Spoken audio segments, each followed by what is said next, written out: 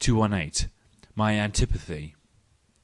I do not like those people who, in order to produce an effect, have to burst like bombs, and in whose neighbourhood one is always in danger of suddenly losing one's hearing, or even something more.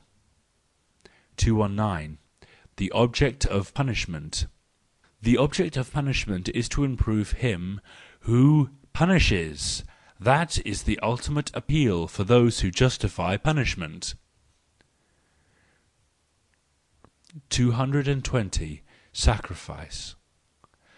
The victims think otherwise than the spectators about sacrifice and sacrificing, but they have never been allowed to express their opinion. 221. Consideration. Fathers and sons are much more considerate of one another than mothers and daughters. 222. Poet and liar. The poet sees a liar in his foster brother whose milk he has drunk up. The latter has thus remained wretched and not even attained to a good conscience. 223. Vicariousness of the senses. We have also eyes in order to hear with them, said the old confessor who had grown deaf, and among the blind he that has the longest ears is king. 224. Animal criticism. I fear that animals regard man as being like themselves, very seriously endangered by a loss of sound animal understanding. They regard him perhaps as the absurd animal, the laughing animal, the crying animal, the unfortunate animal.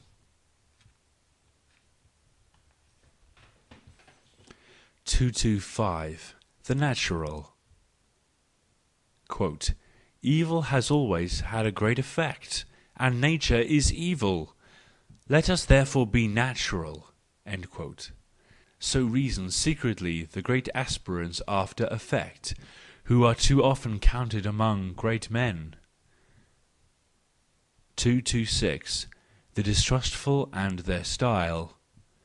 We say the strongest things simply, provided people are about us who believe in our strength. Such an environment educates to quote, simplicity of style. Unquote. The distrustful, on the other hand, speak emphatically. They make things emphatic. 227. Fallacy. He cannot rule himself, therefore that woman concludes that it will be easy to rule him, and throws out her lines to catch him, the poor creature, who in a short time will be his slave. 228. Against mediators. He who attempts to mediate between two decided thinkers is rightly called mediocre. He has not an eye for seeing the unique. Similarizing and equalizing are signs of weak eyes. 229. Obstinacy and loyalty. Out of obstinacy he holds fast to a cause of which the questionableness has become obvious. He calls that, however, his quote, loyalty. Unquote. 230. Lack of reserve. His whole nature fails to convince. That results from the fact that he has never been reticent about a good action he has performed. 231. The quote, plodders. Unquote. Persons slow of apprehension think that slowness forms part of knowledge. 232. Dreaming. Either one does not dream at all, or one dreams in an interesting manner. One must learn to be awake in the same fashion, either not at all, or in an interesting manner. 233. The most dangerous point of view. What I now do, or neglect to do, is as important for all that is to come as the greatest event of the past. In this immense perspective of effects, all actions are equally great and small. 234. Conciliatory words of a musician.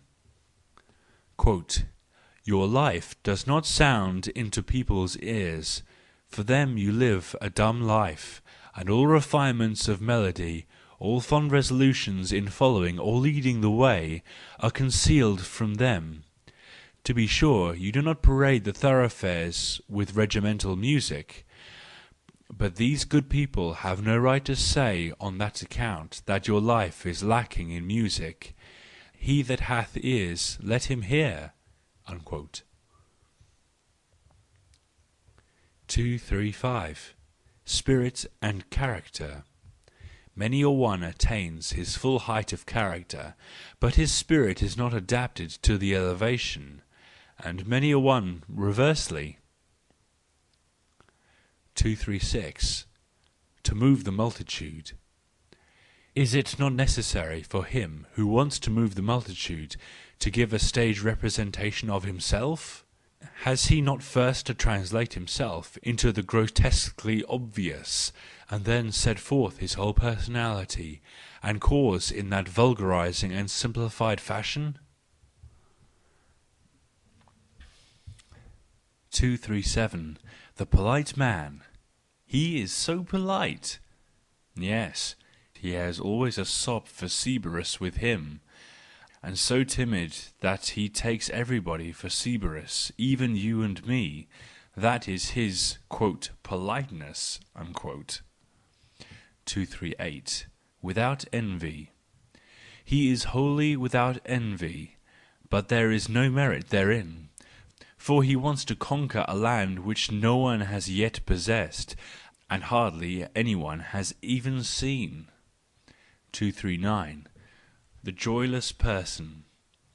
A single joyless person is enough to make constant displeasure and a clouded heaven in a household. And it is only by a miracle that such a person is lacking. Happiness is not nearly such a contagious disease. How is that? 240. On the seashore. I would not build myself a house, paren. It is an element of my happiness not to be a house owner, end paren. If I had to do so, however, I should build it, like many of the Romans, right into the sea. I should like to have some secrets in common with that beautiful monster.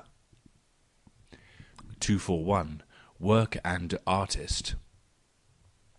This artist is ambitious and nothing more. Ultimately, however, his work is only a magnifying glass, which he offers to everyone who looks in his direction. 242. Sumi kai kyu. However great be my greed of knowledge, I cannot appropriate aught of things but what already belongs to me. The property of others still remains in things.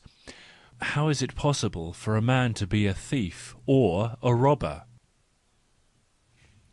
243. Origin of, quote, good, unquote, and, quote, bad, unquote. He only will devise an improvement who can feel that, quote, this is not good, unquote. 244. Thoughts and words. Even our thoughts we are unable to render completely in words. 245. Praise in choice. The artist chooses his subjects. That is his mode of praising. 246. Mathematics. We want to carry the refinement and rigour of mathematics into all the sciences, as far as it is in any way possible, not in the belief that we shall apprehend things in this way, but in order thereby to assert our human relation to things. Mathematics is only a means to general and ultimate human knowledge. 247. Habits. All our habits make our hand wittier and our wit unhandier. 248. Books. On what account is a book that never carries us away beyond all books? 249.